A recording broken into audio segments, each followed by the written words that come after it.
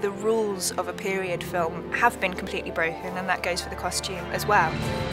You can define an awful lot through what you look like in film. You look as lovely as ever, Princess Kitty. I'm really excited about looking at a period film that's not done in the same way, that's a non-naturalistic visual feast.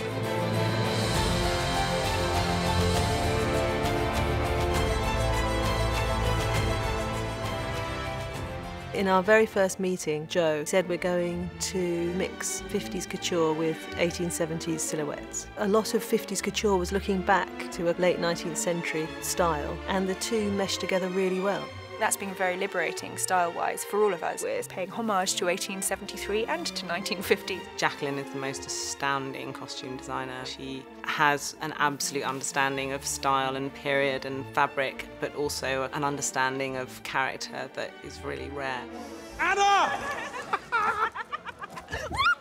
There's two dresses that have got really 50s bodices. The dress that she wears at the tea room and in the Grand Hotel, and the dress that she wears at the races. It's got an asymmetric fastening like this with buttons and a swoop of taffeta around the neck, and then the same 1870s skirt shape. And they differ from the 50s in the sense that they've got a long kind of tail which folds into the bustle so that it accentuates the 1870s shape. It's a real sliding scale, with Anna being the most 50s, and then it slides away to becoming more and more period, with the exception of Betsy, who is not at all period.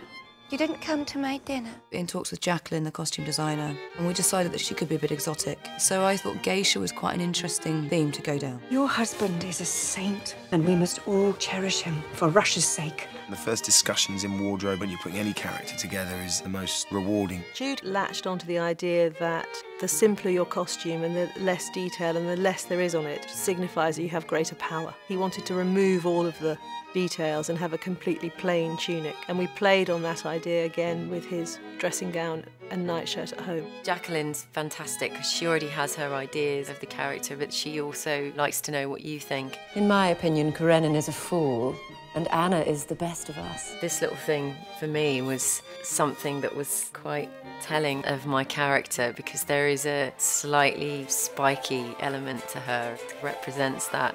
My dear, I'm a sales catalogue. Costume design has been an eye-opening experience for me with Jacqueline. The way they approach costume, there was a huge amount of the character came through the different looks. I'm Countess Vronskaya. I've been in St. Petersburg for the christening of a granddaughter.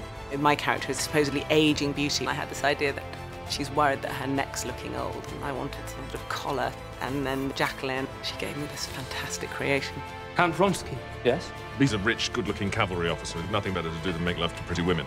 We gathered together all the images of Russian uniforms that were correct for the date. Joe was very specific about whites. We had to find pure whites rather than creams. Dance with me. Having me in this black costume and Aaron in this white one, entwining hands and everything, it suddenly became this yin and yang thing, which is what makes it so interesting. The more and more stylised it became, the more I thought that the 50s styling fit in. It's great for the film. I think it's another strand in the theatricality of it. We just set off in the boat that takes us through Anna Karenina, and we get to the other side, and you hope for the best.